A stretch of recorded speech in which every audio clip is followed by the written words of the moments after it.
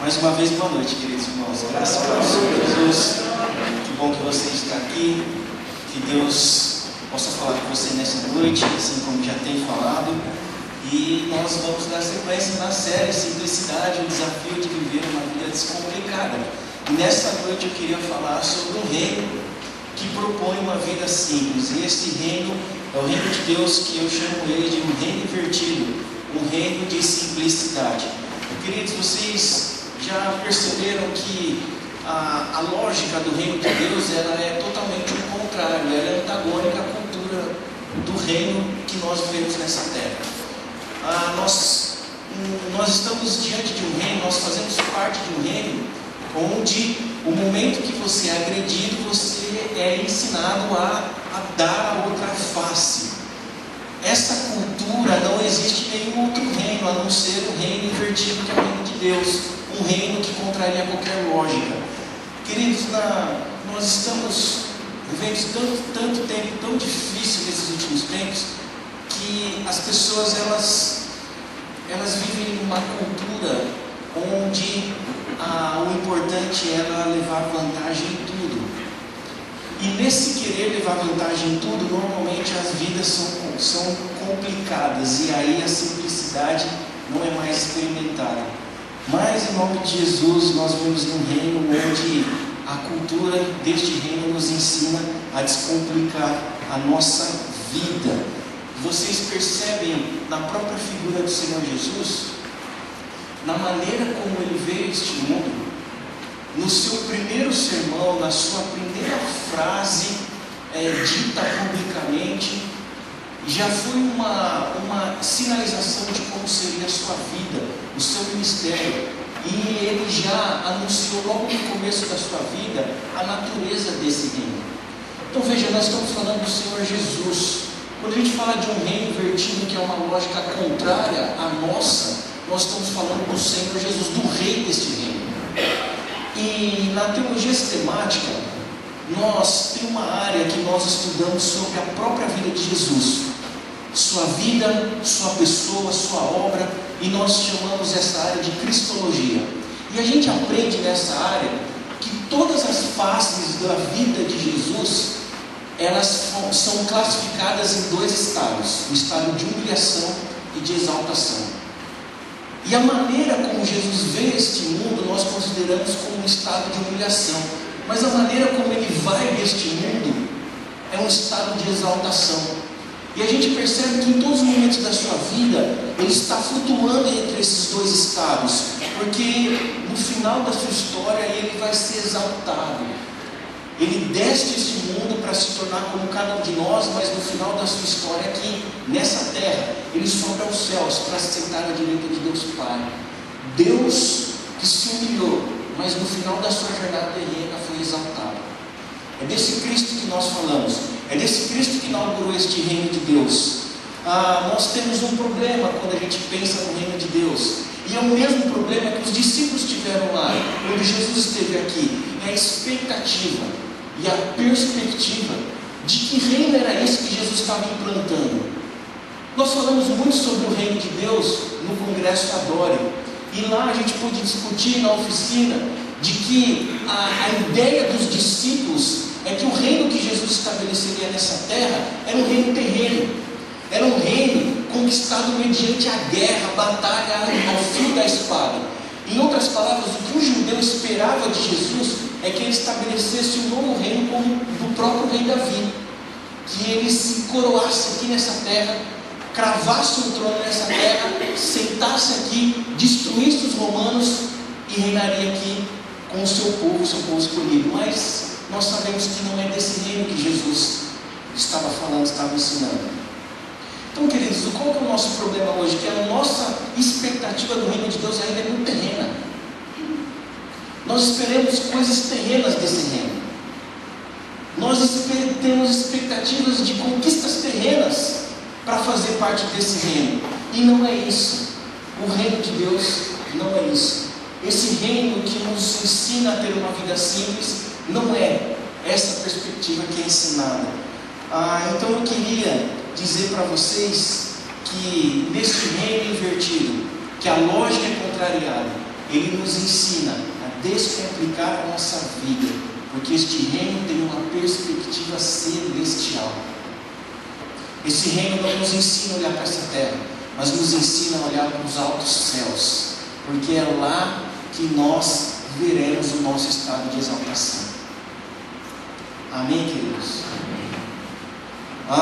Nesse reino, em Romanos 5,3 diz que a glória na tribulação. João 3,30 diz que o importante é que ele cresça e eu diminua. Gálatas 2,20 diz que a vida não me pertence mais e que viver não me importa mais, mas o que importa é ele viver em mim. 2 Coríntios 12,9 diz que há poder na fraqueza. É desse reino, queridos, que contraria toda a nossa lógica que estamos falando nessa noite. Amém, queridos? Dá mais um clique, por favor, volta. Em Marcos capítulo 10, os discípulos, e não foi uma vez apenas, houve outras vezes que os discípulos discutiram sobre prioridades, sobre lugares no reino de Deus. Os discípulos, eles discutiram sobre isso várias vezes. E lá em Marcos capítulo 10, eles se dirigem ao Senhor Jesus e eles dizem assim: permita-nos, Senhor, que na glória nos assentamos, uma à tua direita e outra à tua esquerda. Veja a perspectiva que os discípulos, aqueles que estavam caminhando com Jesus em todo o tempo, ainda tinham em seus corações. Eles estavam esperando lugares cativos, eles estavam esperando regalias, eles estavam esperando qualquer tipo de vantagem ao entrar e ingressar neste reino. Mas o Senhor Jesus, da mesma forma como das outras vezes que ele foi questionado, ele trouxe ensinamento aos seus discípulos. A resposta para ele, para esta indagação dos discípulos foi: veja, se você quer ser importante, seja servo. Se você quer ser o primeiro, seja escravo de todos. Mateus 18, quer ser o maior, seja igual a uma criança. Quer ser o primeiro? Então, seja o último e serve de todos. Lucas 9, o maior entre eles será o menor. O menor entre eles será o maior. Essa é a resposta para o Senhor Jesus. E o que me ocorre, gente, é que nós temos um problema com o poder ainda. O irmão Ronaldo, ele mencionou Nabucodonosor, e que o seu orgulho fez com que ele exigisse construir uma estátua em homenagem a ele. E a gente percebe, você lendo a Bíblia, que grandes homens de Deus caíram por causa da arrogância, que a Bíblia chama de soberba, que era simplesmente o desejo pelo poder. Então, queridos, nós estamos falando que a arrogância derruba pessoas, a arrogância derruba reinos, a arrogância derruba a sociedade. Diz um grande teólogo chamado Thanos, o grande antagonista dos Vingadores, que os arrogantes nunca percebem. E, queridos, os arrogantes nunca percebem quando estão errando mesmo. E a Bíblia diz que dá um nome para isso, que é a soberba, e diz que soberba e arrogância, reinos caem por causa disso. Então nós estamos falando de um reino onde a simplicidade exigida de nós, onde a arrogância e a soberba no nosso coração é tratada. Para você ser súdito desse reino, a sua arrogância e a sua soberba serão tratadas. E o povo de Deus continua desejoso por poder. Infelizmente, não pelo poder de Deus, mas pelo poder das conquistas, do ter, do obter, do consumir, do conquistar.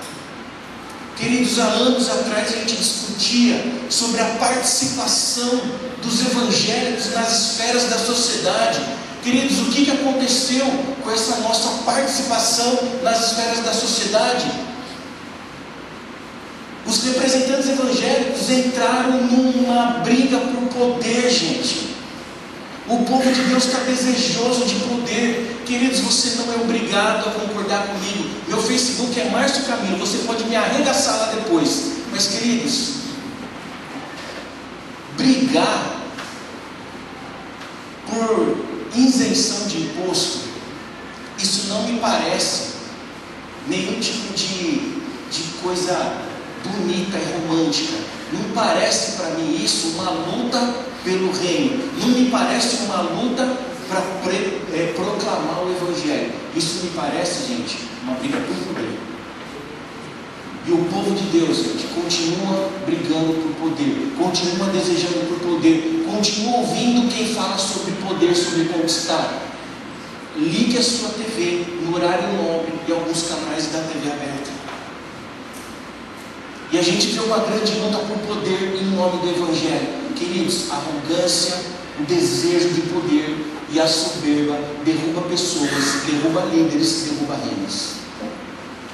O arrogante e o soberbo não tem condições de ser chamado de súdito deste reino de Deus, que é o reino invertido.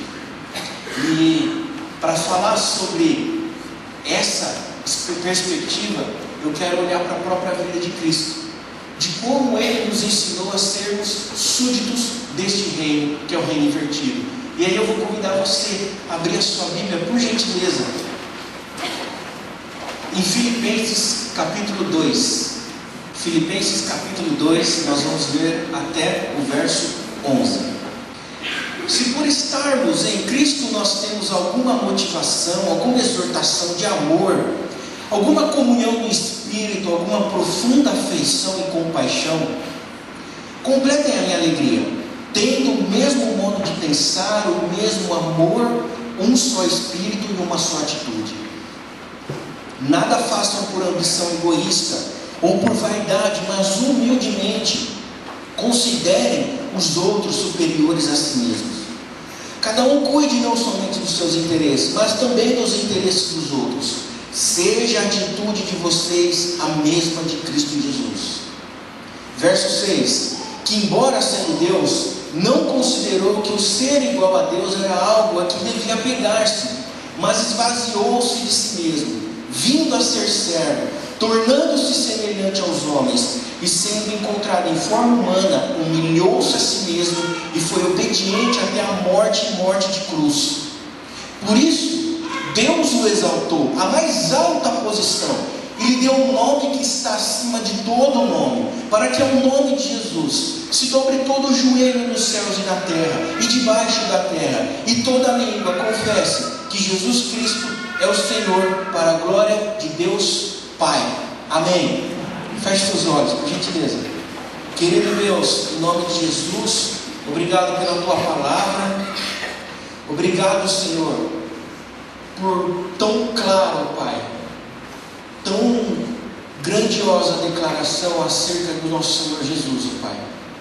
Ó Deus, que essas palavras do apóstolo Paulo, Pai, façam sentido para nós nessa noite. Que o Senhor fale conosco, que o Teu Espírito Santo fale, e eu não fale mais nada, em nome de Jesus. Amém. Queridos, esses 11 versos, nós estamos diante de um dos textos, se não for o texto mais importante para a nossa tradição cristológica. Por quê? Porque nós afirmamos que o Senhor Jesus, Ele não foi só o Messias prometido para os judeus. Jesus não foi só um grande profeta, não foi só um grande homem sábio que instituiu uma nova forma de pensar, uma nova vida, uma nova religião. Nós estamos falando que, a partir desse texto, que o Senhor Jesus Cristo, aquele que nasceu em Nazaré, Ele também é o próprio Deus encarnado, amém, gente? Jesus é Deus, amém? Porque essa discussão sobre a dupla natureza de Cristo, ela é uma discussão muito antiga. Desde quando Jesus subiu aos céus, lá em Atos capítulo 2, essa discussão já permeou os cristãos primitivos. E essa discussão, que nós chamamos de controvérsia cristológica, ela chega até os nossos dias. Então qualquer livro, qualquer literatura, vídeo, filme, que carregue um título ou algo parecido como Jesus histórico, você pode ter certeza que a divindade de Cristo vai ser questionada. Mas nós estamos falando, nós cremos por nossa tradição e por toda a nossa interpretação bíblica, que o Senhor Jesus é o próprio Deus encarnado, o Deus que se fez homem, o Deus que estava lá no alto dos céus. Nós estamos falando que o Cristo, aquele que caminhou aqui nessa terra, que esteve entre nós, é o mesmo que estava lá na criação, criando todas as coisas. Este é o Senhor Jesus, o próprio Deus, que se humilhou e veio habitar aqui entre nós. Isso é extraordinário, gente, porque não tem nenhum tipo de tradição, nenhum tipo de cultura ou de religião que fale qualquer coisa parecida com isso. Que o sustentador do universo, a divindade, o eterno, o infinito, ele se tornou homem, ele se fez homem para vir nessa terra, nos salvar, nos resgatar. Nenhuma outra ideia, nenhuma outra religião fala algo parecido. E é sobre esse que nós estamos falando, que veio inaugurar este reino. Nós estamos na carta de Paulo aos Filipenses. Paulo, ao escrever essa carta, ele está preso em Roma. Ele tem uma certa liberdade, que ele está preso numa casa, a uma prisão domiciliar. Ele é uma liberdade assistida. E nessa prisão, ele escreve várias cartas, inclusive Filipenses. E nós a conhecemos como uma das cartas da prisão. E nessa carta, a gente já vê esse aparente paradoxo, cheio da graça, que nós estamos falando de um texto que fala muito sobre sofrimento. Mas em um texto que fala muito sobre sofrimento, ela é conhecida como a carta da alegria. Porque no meio do nosso sofrimento, ainda assim, Deus manifesta a alegria no nosso coração. E é isso que Paulo está dizendo para os irmãos lá de Filipos. Veja, eu sei as dificuldades que vocês estão passando aí. E eu sei que aí também vocês estão sendo perseguidos. Porque nada mais, nada menos, era Nero, o imperador romano. Então a perseguição chega ali. E Paulo, ele envia essa carta para encorajar aqueles irmãos. Veja, eu sei o que vocês estão passando, vocês estão sofrendo, estão sendo perseguidos, mas tenham bom ânimo, tenham alegria, porque o Senhor Jesus veio, nos salvou e vai vir nos buscar. Essa é a grande síntese da carta. Então, por exemplo, o contexto está lá em Atos 28, e é muito legal o texto lá que Paulo diz: as algemas que me prendem. E essa referência para a sua condição, numa condição ruim, ele escreve esta carta aos Filipenses. A grande síntese está lá no verso 21, no capítulo 1, quando que diz assim: porque para mim o viver é Cristo e o morrer é lucro. Ele está encorajando a alegria no meio do sofrimento. E a palavra alegria, gente, vai aparecer 16 vezes nesse texto, né? Nós estamos diante de algumas circunstâncias. Há essa preocupação de Paulo de encorajar eles no meio da perseguição. Há uma exortação, uma clara exortação à humildade, porque aqueles irmãos estavam vivendo num contexto difícil, e nesse contexto difícil eles estavam sendo confrontados por um outro grupo chamado os judaizantes. Esses irmãos abençoados, eles tinham duas perspectivas. Alguns eram legalistas, outros eram libertinos. Mas, em resumo, o que eles queriam? Eles queriam que os crentes convertidos, os novos convertidos, continuassem a praticar todos os ritos e as exigências da lei. E aí Paulo, ele confronta esse grupo também. Veja, acabou esse tempo, não existe mais esse tempo. O Senhor Jesus nos salvou, Ele é a própria lei encarnada. Ele cumpriu todas as exigências da lei. Este é o nosso Deus, este é o nosso Senhor, e este Senhor está nos encorajando à alegria e à humildade. E aí é essa a grande ênfase do texto de Filipenses. Aí nesses versos de 1 a 11 que nós acabamos de ler, algumas palavras são importantes que aparecem. Primeiro, lá no verso 1, ele convoca a comunhão que só o Espírito pode providenciar. Uma palavra muito conhecida que a gente já conhece, já ouviu em alguns estudos, que é a koinonia. Ele está pedindo para que os irmãos em Filipos vivam novamente a koinonia, porque só o Espírito Santo que habita neles agora pode promover. Verso 2, a consequência dessa koinonia, dessa comunhão, que é a harmonia, um só Espírito, uma só voz, um só coração. Verso 7 é um dos mais importantes para a nossa tradição, quando aparece uma palavrinha, um verbo grego chamado kenosis. Esse verbo, queridos, é o ato de se esvaziar, de diminuir. Ele se esvazia da sua glória, ele entrega tudo da sua glória. para que ele pudesse cumprir a sua missão aqui na terra. E o verso 11, ele vai canalizar, ele vai terminar com a ideia de que tudo é para a glória de Deus, tudo é para a doxa, tudo é para a glória do Senhor, do Pai que está nos céus. Algo que é interessante nesses 11 versos são os tempos dos verbos, porque ele se humilhou, porque ele se entregou, porque ele veio. E os verbos de exaltação já estão no passado também, porque ele, Deus o exaltou, porque todos os joelhos se dobrarão, todos os joelhos vão se dobrar. Então a ideia é que Jesus ele já viveu essa condição da humilhação, mas ele sobe aos céus exaltado, e a sua exaltação agora ela é intocável, ninguém mais pode mudar essa realidade do Senhor Jesus. Ele é exaltado, o texto diz que toda língua confessará, todo olho, todo joelho se dobrará.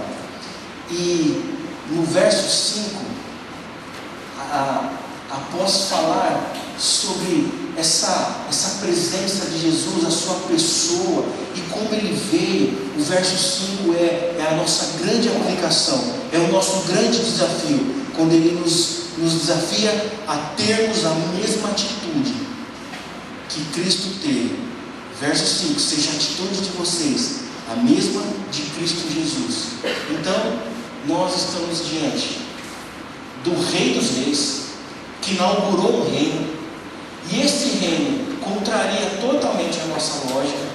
Este é um reino que nos ensina a sermos os menores, este é um reino que nos ensina a ser os últimos, porque a exaltação é dele, é por ele e para ele, e é este Rei dos Reis que inaugurou este reino, é que está nos dizendo: veja, tenha a mesma atitude desse Rei dos Reis que inaugurou este reino.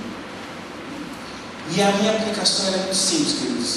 Eu quero compartilhar com vocês essa noite 3 atitudes que com certeza são as mesmas de Cristo. 3 atitudes que com certeza descomplicarão a sua vida. A primeira: o cidadão deste reino, ele manifesta a humildade como essência de sua humanidade. Verso 3: nada façam por ambição egoísta ou por vaidade, mas humildemente considerem os outros superiores a si mesmo. Veja, queridos, nós estamos diante de um texto que diz que o próprio Deus, ele veio de forma humilde, porque ele se humilhou. Se humilhando, veio de forma humilde. E o que ele, em qual foi a forma com a qual ele veio? De forma humana, de homem. Nós estamos diante de alguém que foi tão humilde em sua essência, mesmo um Deus que se fez humano. Nós estamos diante de uma humanidade que nos ensinou a sermos humildes. Veja que a palavra humus no latim, ela é a raiz tanto para a humildade quanto para a humanidade. E nós não estamos falando de uma humanidade onde o homem é o ser mais importante do universo, onde tudo gira em torno dele, que o ser humano é o centro de todas as coisas. Absolutamente, de forma nenhuma isso.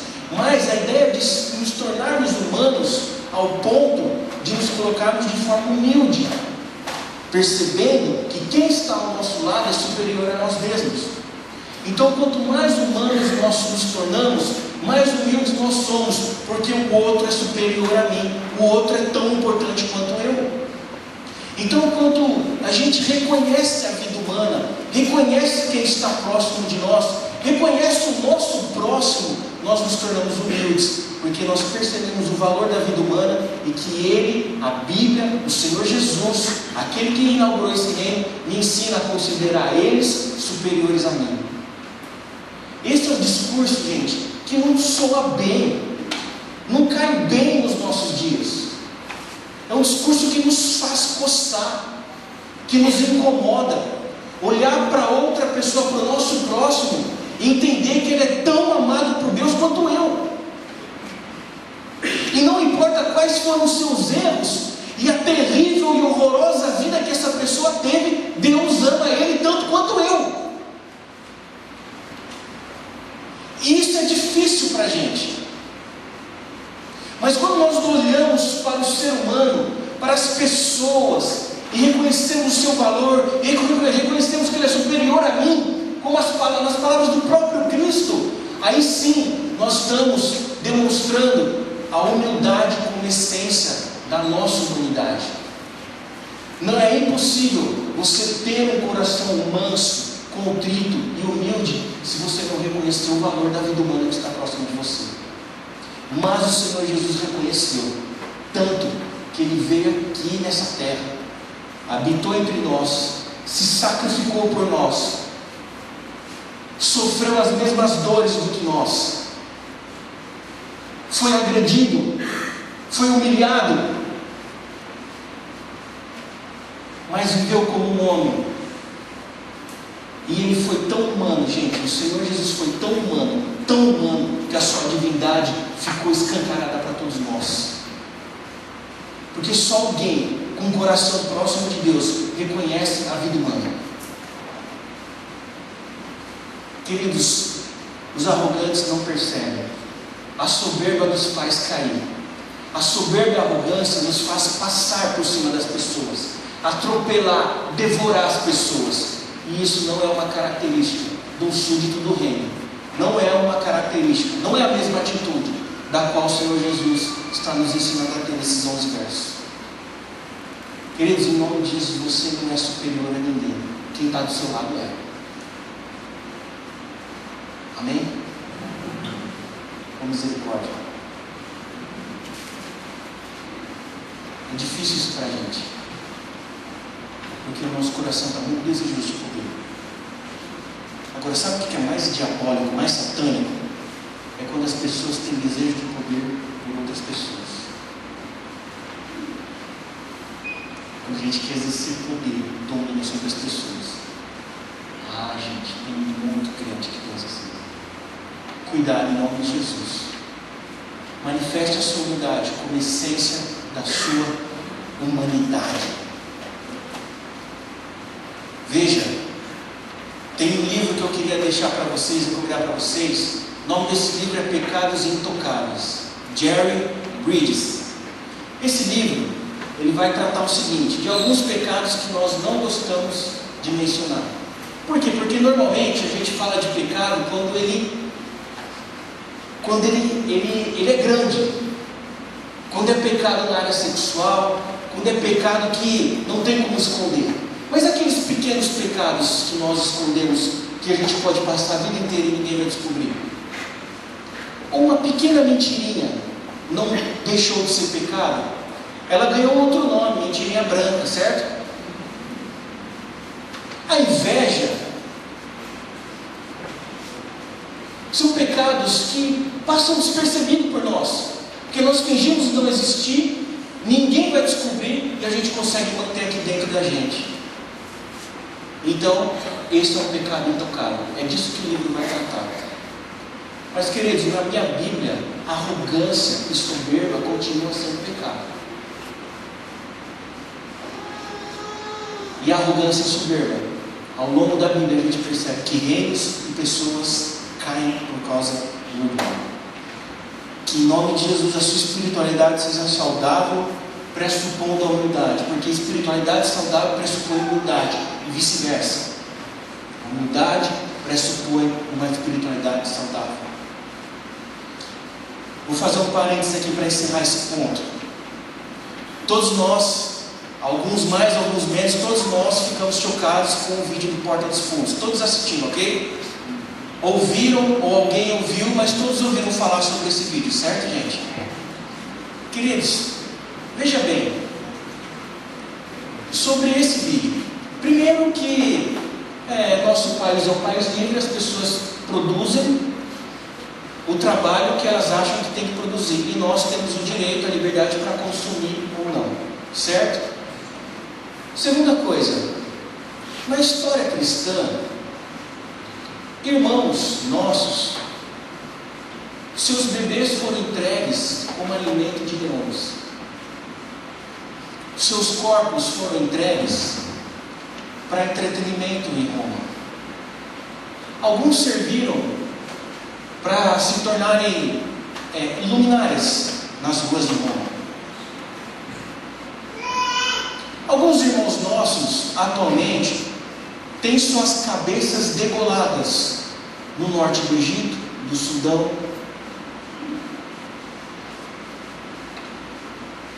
Ainda hoje tem missionários que são violentados.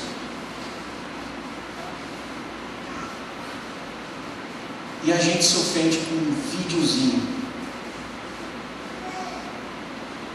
Sabe por que a gente se ofende? Deus não se ofendeu, gente. Nós nos ofendemos. Sabe por quê? Deus nos sentiu desrespeitado. A nossa religião se sentiu. Porque nós, arrogantemente, achamos que Deus precisa de advogado para defender ele. Que Deus tenha misericórdia de quem produziu o vídeo e que a gente tenha total compreensão de uma vez por todas da grandeza do Deus que nós servimos. Um Deus que criou todas as coisas, se humilhou por cada um de nós, nos garantiu salvação, nos tirou desse inferno, nos resgatou para a maravilhosa luz. Esse Deus não precisa de advogados, precisa de corações humildes, que olham para a vida humana e entendem que elas precisam desfrutar do mesmo amor do que nós. Amém, queridos? Que a nossa humanidade manifeste a nossa humildade. Segundo, que nós, servos, súditos deste reino, possamos manifestar um coração servo, como essência do nosso caráter. Verso 7 diz assim: mas esvaziou-se de si mesmo, vindo a ser servo, tornando-se semelhante aos homens. Nós estamos falando do próprio Deus que se tornou servo. E vocês já pararam para ler aquele texto do lava-pés? Mas vocês já leram aquele texto com calma, com tranquilidade, degustando cada palavra do texto, refletindo sobre cada palavra? Gente, aquele texto, todas as vezes que a gente lê aquele texto, tem que nos chocar, tem que nos criar um espanto, gente. Porque vocês já pararam para imaginar que o Deus Criador, o grande Deus, o Rei dos Reis, o maior de todos, o Ser infinito e eterno, Ele veio a esta terra, Ele pegou uma toalha, gente, uma bacia, e lavou os pés dos seus discípulos. Gente, esse texto tinha que nos chocar todas as vezes que a gente lê, ou faz alguma referência a Ele. Olha o tipo de Deus, olha o Deus que se manifestou para nós, olha o Deus que se revelou. Esse tipo de Deus se ofende com um vídeo feito por ímpios. Deus se ofende quando a gente maltrata o outro, quando a gente oprime as pessoas, quando a gente tem atitudes injustas, quando a gente não serve quando a gente poderia servir. Porque assim como Jonas, gente, quando o nosso coração não está disponível a servir, alguém vai sofrer. E aí sim Deus se ofende quando os seus filhos, o seu povo não tem o coração disposto a servir. Mas, gente, aqui nessa igreja, eu vou te falar um negócio. Aqui nessa igreja nós temos pessoas como a Cris. E quantas Cris tem em outras igrejas por aí? A gente tem essas meninas, a Gabi e a Bruna. Gente, na nossa confraternização de final de ano, lá no sítio, a gente estava no sítio, lugar bonito. Gente, essas meninas estavam cuidando das nossas crianças.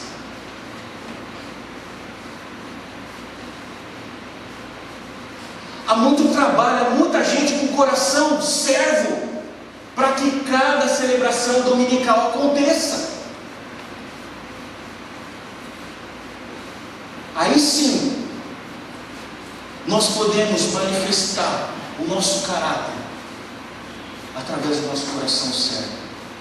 Veja, o coração servo, ele é ensinável, ele se submete, ele está disposto a ouvir, ele quer aprender.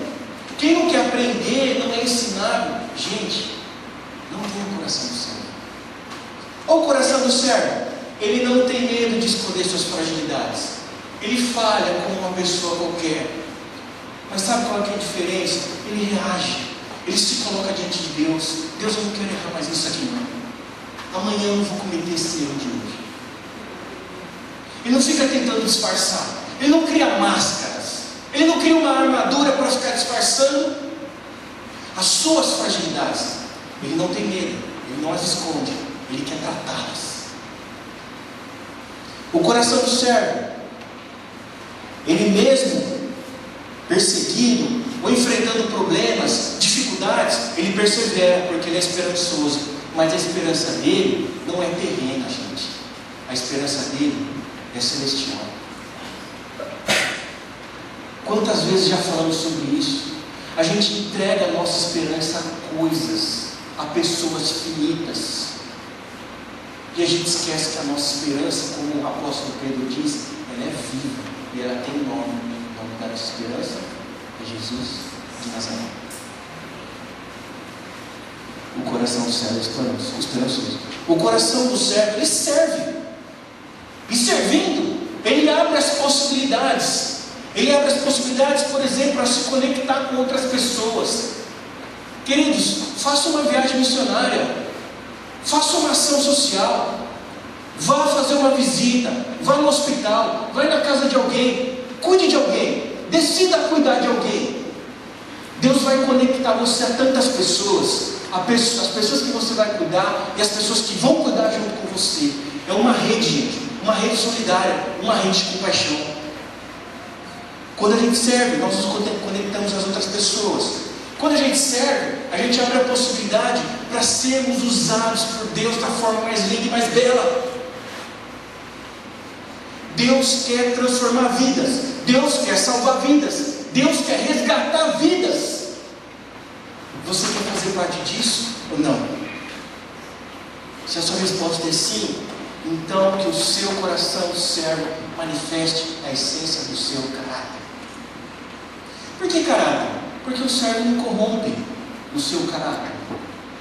Mesmo frente às dores da vida, mesmo frente aos dramas da vida, o coração do servo, aquele que tem um coração para servir, ele não negocia o seu caráter, ele não corrompe o seu caráter, ele enfrenta o problema, ele enfrenta a luta. Amém, queridos? Queridos, o coração do servo não espera reconhecimento. E quantas pessoas estão esperando serem reconhecidas dentro de uma igreja, gente? É sério mesmo que você quer ter sucesso? Quer ter luz brilhando sobre você? Quer ter holofote sobre você, servindo a igreja do Senhor Jesus? Sério mesmo? Tire isso do seu coração, que isso corrompe, gente. Isso corrompe. O coração do servo, ele manifesta o seu caráter com essência. Amém, gente? Por último, terceiro, o súdito desse reino invertido, ele manifesta a glória de Deus com essência de suas ações. Verso 11: e toda língua confesse que Jesus Cristo é o Senhor. Para quê? Para a glória só de Deus Pai.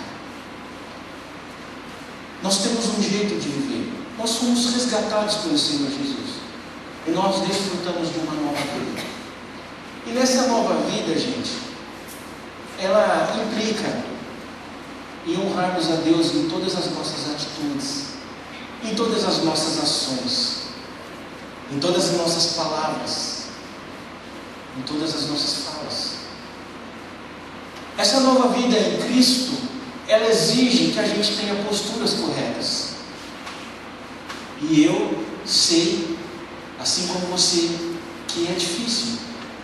O nosso bom testemunho, a manifestação da nossa fé, através das nossas vidas, ela é desafiada a todos os instantes, eu sei disso.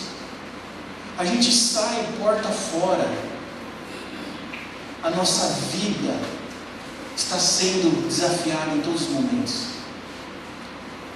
Aí a gente sai para trabalhar de manhã, e a gente tem que encarar, afinal, Amanhã é segunda-feira, a gente tem que acordar muito cedo. Eu preciso dizer, irmãos, que amanhã é feriado em Suzano.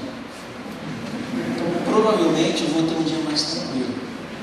Mas na terça-feira eu vou ter que encarar todas as dores, assim como qualquer pessoa.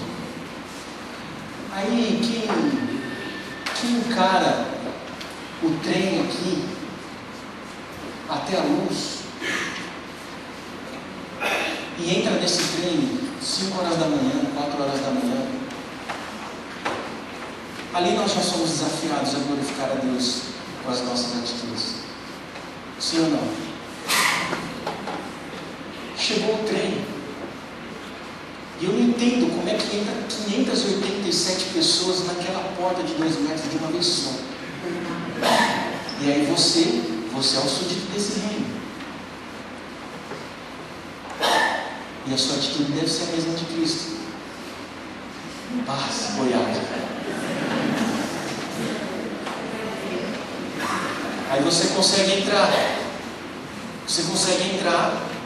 E aí você vê um banco livrinho, sem ninguém sentado. Você olha para os lados, você não está acreditando, não é possível que ninguém está vendo esse banco. Aí você vai chegando perto. Quando você vai sentar, um idoso, uma idosa, para do seu lado. Aí você tem uma decisão para tomar: glorifico a Deus ou não? Eu preciso dizer que fingir que está dormindo no banco porque eu sei que isso acontece, gente, acontece isso. Varão de guerra, você homem de Deus, valente. Se tem mulheres, não importa a idade, em pé, glorifica a Deus.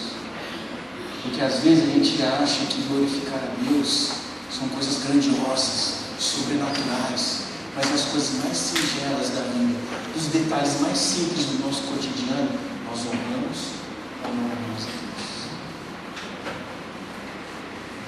Mas o súdito desse reino, ele vai na contramão.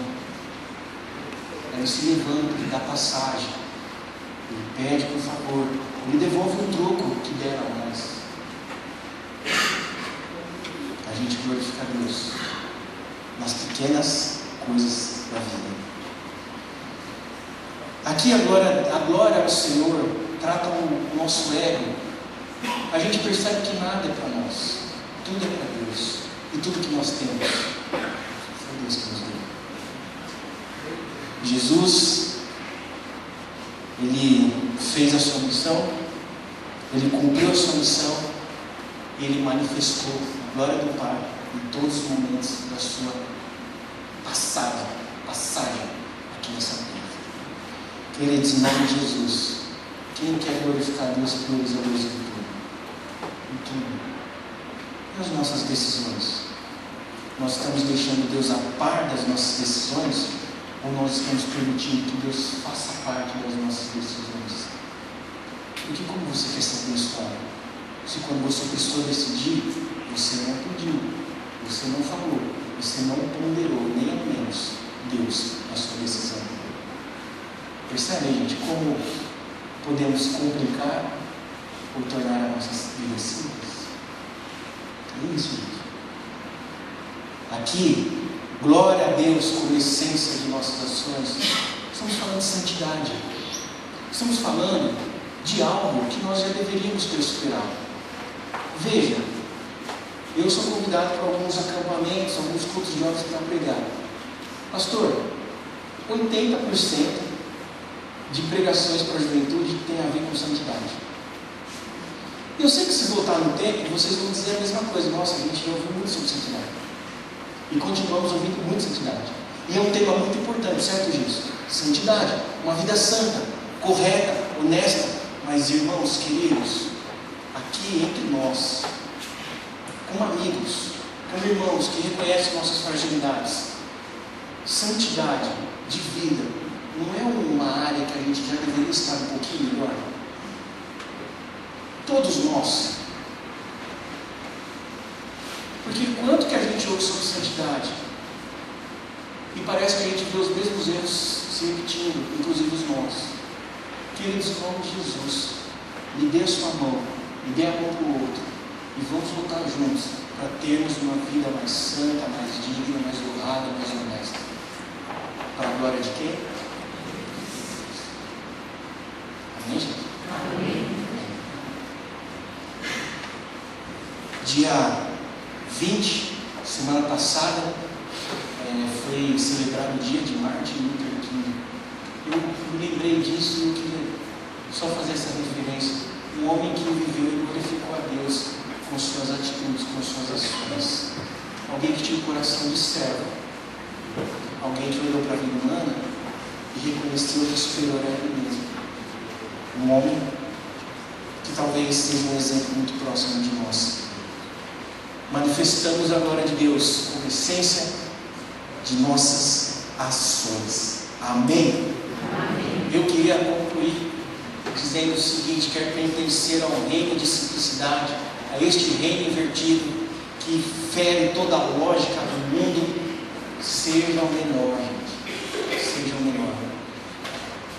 Veja, a simplicidade não é você tirar de você a sua vontade de lutar e ter uma vida, poder abençoar outras pessoas, abençoar a sua família.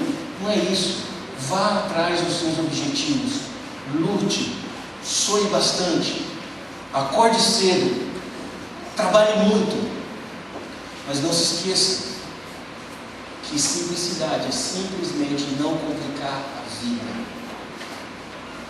Se você reconhece o próximo, se você entende o próximo, se você tem um coração disposto a servir, e se a sua vida glorifica a Deus, eu tenho certeza absoluta que a sua vida vai ser bem mais simples e muito menos complicada. Amém, gente? E eu termino contando uma história de uma pessoa muito próxima a mim, que é o meu irmão. Meu irmão mais velho, ele se chama Marcos. E ele mora em Salvador, gente. Ele mora em Salvador, gente. Mora na Bahia. E já tem mais de 10 anos que ele está morando lá. Ele foi trabalhar lá. Ele arrumou uma vaga na Ford, ele foi para lá. Aí casou com a minha cunhada, estava com o casamento marcado, acelerou a data do casamento, eles foram para lá. E Deus abençoou muito a vida deles lá. Professor universitário, mora num lugar bom, graças a Deus. Assim, Deus abençoou demais esse meu irmão. Mas esse meu irmão, quer dizer, ele nasceu com uma disfunção hormonal, e ele nasceu com uma formação. Nasceu com uma formação na coluna, em algumas partes do corpo, e minha mãe ficou muitos anos correndo atrás de tratamento, de diagnósticos, muitos anos sem diagnóstico, e até os 15 anos minha mãe viveu essa correria. Vai Suzano, vem em Mogi, vai em São Paulo. E um belo dia aqui em Mogi das Cruzes, ela achou um médico que diagnosticou e ele começou a tratar. Esse meu irmão teve um momento da vida dele que ele precisou de um colete que só conseguia na ACD. E naquela época, gente, era muito caro, era absurdamente caro. Aí minha mãe, gente, ela foi no gabinete do prefeito em Suzano, pedir ajuda, e a prefeitura ajudou naquela época. Hoje você tem até mecanismos, você tem até ferramentas já evoluídas, mais modernas, que esse colete. E esse colete ele colocava, imagina um menino de 10 anos com um colete, ele ficava paralisado, esticado, tinha um apoio aqui, e ele fechava aqui pelas costas e ele tinha que ficar ereto, para tentar corrigir a coluna dele. E uma das recomendações do médico, Francisco, foi: faça natação. E o meu irmão foi fazer natação. Minha mãe levou ele para natação e ele gostou muito. Isso virou esporte da vida dele, ele curtia muito. E aí então chegou um dia que teve uma competição. Uma competição no antigo Clube Mirambava em Suzano. E aí era aquela piscina. Era aquela piscina semiolímpica de 25 metros, várias raias e eles posicionados, Bel e o meu irmão lá. Ele estava na raia do canto. perto da borda. E aí disparou. E ele saiu nadando. E o meu irmão saiu nadando. Bateram lá na borda, voltaram. Quando todos terminaram, onde estava meu irmão? Ele estava chegando ainda na primeira metade da piscina. Gente, eu tinha 7 anos de idade. Eu não esqueço, assim, ficou um silêncio assim, ali em volta da piscina. O instrutor dele, ele pulou a grade.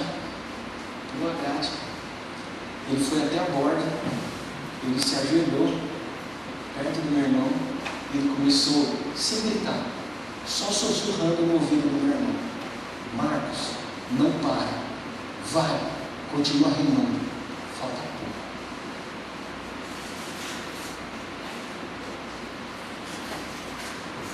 Eu sei, queridos, que você está remando muito. Eu sei que todos nós estamos remando muito.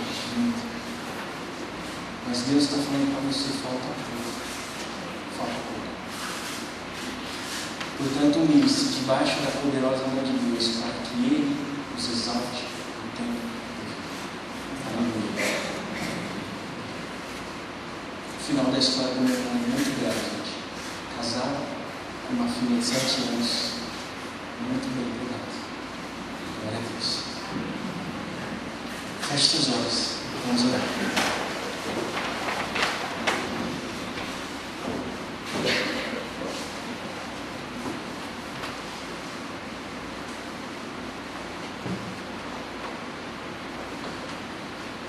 Talvez você chegou aqui nessa noite cansado de ser sempre o menor. Talvez você entrou aqui nessa casa em um momento de muita humilhação. Talvez você entrou aqui nesse momento, a sua vida está bem complicada. Queridos, em nome de Jesus, talvez essa noite seja uma noite onde a sua vida vai descomplicar e vai se tornar simples. Talvez nessa noite o seu tempo de humilhação acabou. E eu quero dizer que a sua exaltação é para a glória de Deus Pai. É por Ele, para Ele. Queridos, em nome de Jesus, tenha um coração humilde, tenha um coração sério. Seja humilde, seja disposto a servir. Honre a Deus nas suas atitudes. Honre a Deus com a sua vida. Que eu creio que a sua vida se tornará muito mais simples, muito menos complicada. Amém? Queridos, em nome de Jesus, é que nós oramos. Nós te agradecemos, Senhor, porque é no nome de Jesus que nós nos reunimos, daquele que se fez servo, daquele que nos chamou, daquele que sabe os tempos, daquele que sabe o tempo de sermos exaltados, daquele que sabe o tempo de tratar nosso coração. Santo Deus, obrigado, Pai, porque o Senhor Jesus nos ensinou tudo sobre esse reino. Ele inaugurou esse reino, Ele ensinou sobre esse reino, e a sua vida nos ensinou sobre esse reino. Ó Deus, louvado seja o teu nome. Ó Deus, que a gente possa ter o coração um pouquinho mais humilde, Senhor. Ó Deus, desfaça do nosso coração toda a arrogância. Trata toda a nosso orgulho, Pai, nossa soberba. Ó Deus, que a gente perceba o próximo, perceba o outro, perceba quem está próximo de nós, Pai. Ó Deus, que a gente reconheça, Pai, a importância de quem está próximo de nós. Que o nosso coração se enche de verdade nessa noite, Senhor. Ó Deus, torna também a nossa vida, o nosso coração mais ensinável. Ó Deus, nos dê oportunidades de servir ao Senhor, servir as pessoas, ó Pai. Ó Deus, que em nome de Jesus, que essa seja uma igreja, Pai, cheia de corações servos, ó Pai. Obrigado porque o Senhor nos enche de exemplos aqui nessa igreja, Pai. Deus, que a tua glória seja manifestada na nossa vida. Perdoe nossos pecados. Perdoe as vezes, ó Pai, que nós envergonhamos o que o Senhor nos deu. Perdoe, ó Pai, se tem momentos, ó Pai, que a nossa vida não reflete a santidade do Senhor. Ó Deus, que as pessoas conheçam ao Senhor através de nós. Que a tua glória seja manifestada através da nossa boca, das nossas ações, de nossas mãos, ó Pai, com as nossas intenções, Senhor. Que a tua glória seja manifestada. Ó Deus, que o Senhor seja honrado, que o Senhor seja visto, ó Pai, através da nossa vida. Que o teu reino, ó Pai, seja proclamado através das nossas vidas. Nos ajude, Pai, nos ajude. Nós te agradecemos, Senhor, por essa noite. Receba nosso louvor, nossa adoração. Receba, ó Pai, tudo que nós estamos entregando. Obrigado, Senhor, pois a tua palavra, Pai, nunca volta vazia. Obrigado, Senhor, por tão grandes ensinamentos que o Senhor nos está entregando nessa noite. Que a gente seja humilde, seja servo, glorifique ao Senhor. Em nome de Jesus. Amém. Deus abençoe, queridos irmãos.